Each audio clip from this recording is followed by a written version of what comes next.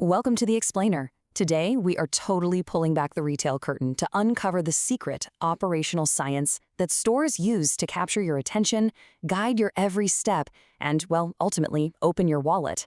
I mean, if you've ever walked into a supermarket just for a carton of milk, but somehow left with a cart entirely full of snacks, congratulations, you've just been successfully engineered by retail science.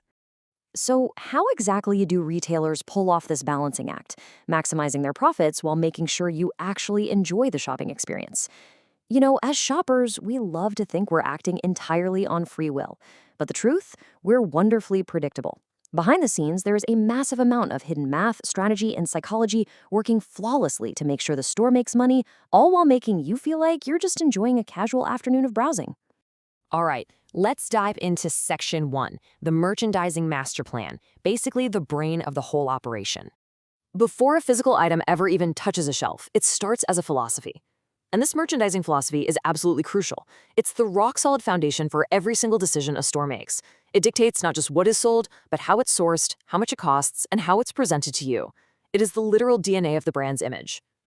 Depending on what they want to achieve, a store is going to adopt one of three distinct personalities.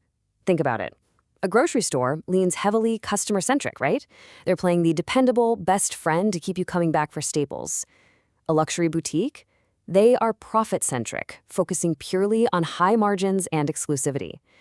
And a fast fashion outlet is absolutely trend-centric, basically racing to get the newest viral styles on the racks before anyone else even notices the trend.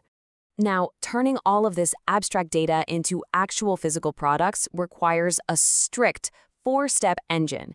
Retailers absolutely do not guess what you want. They start with hard sales data, define exact financial goals, procure products for a highly specific target market, and then continuously adjust based on what's actually flying off the shelves. Moving right along to Section 2, backstage, budgets, and pricing. This is where we get into the operational math.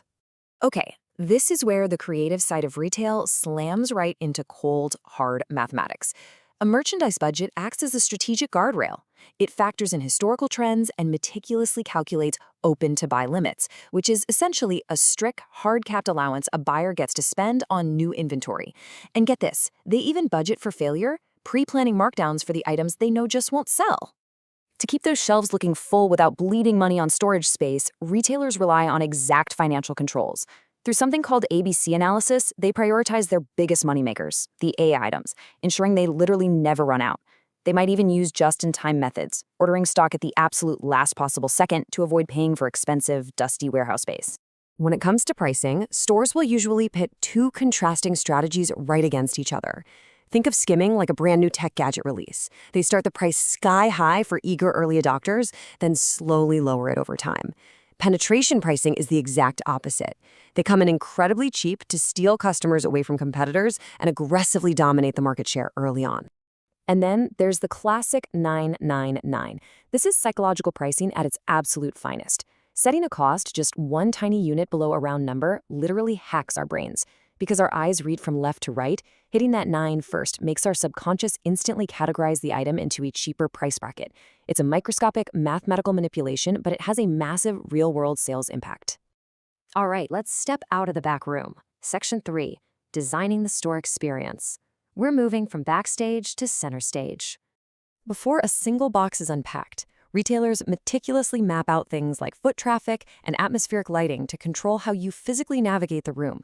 They design the flow to draw you deep into the store, using zoning to group related items. If you pick up a flashlight, you can bet the batteries are strategically zoned right next to it, effortlessly securing that extra add-on sale. Have you ever noticed how buying milk feels like this highly structured mission, but shopping for a shirt feels more like an open exploration? Well, that is entirely by design. Supermarkets use rigid grid layouts to pack in product and get you moving efficiently down the aisles.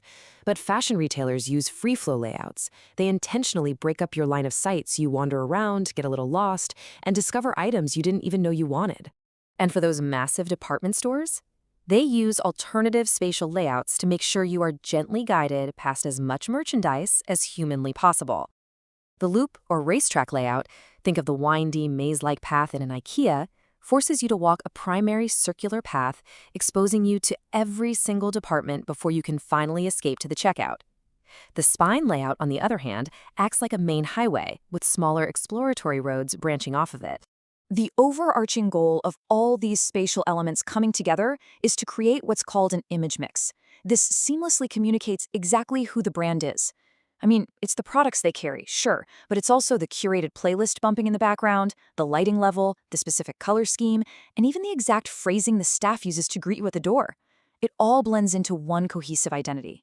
Okay, let's dive into the final piece of the puzzle. Section 4, Visual Merchandising in Action, or the Psychology of Sight. These 4 elements, product display, lighting, color, and signage, are literally the retailer's psychological toolkit for directly influencing your impulses the moment you walk in. Lighting can make a diamond sparkle like crazy, or make vegetables look like they were just picked this morning. Color can physically soothe you into lingering longer, or they can use high-contrast shades to create a sudden, intense sense of urgency to buy right now. You can kind of think of retail as operating on 2 completely distinct battlegrounds. The exterior fights to capture your attention, while the interior fights to close the sale.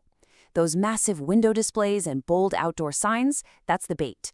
Once you cross the threshold, the interior takes over, using tables, racks, and strategic lighting to, quite literally, guide your hand right to the product. Take a look at color blocking. By grouping bold, contrasting colors together, retailers instantly arrest your visual attention and cut right through the busy background noise of the store. Instead of mixing all the shirts together, putting a solid wall of bright red right next to a solid wall of bright blue creates a visually stunning impact that practically forces you to stop in your tracks and look.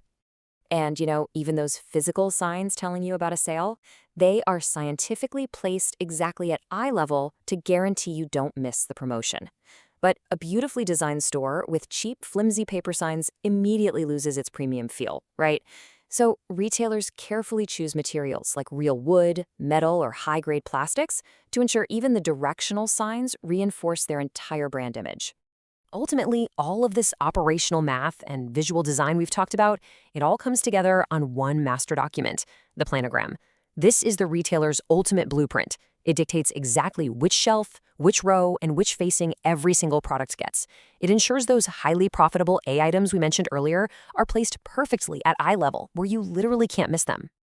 Thanks to these planograms, a brand can guarantee that its absolute best-selling items are easily accessible, whether you are shopping in New York or New Delhi. It turns the highly subjective art of visual merchandising into a strictly scalable science. That way, every time you enter a specific brand's store, the experience feels familiar, super organized, and effortlessly tailored to make you want to buy. So, I really hope this explainer has completely transformed how you view your everyday shopping trips. From the overarching merchandising philosophy all the way down to the specific color block of a t-shirt display, absolutely nothing in a retail store happens by accident. Thank you so much for learning with us. And hey, the next time you step into a store, see if you can spot the hidden science guiding your wallet.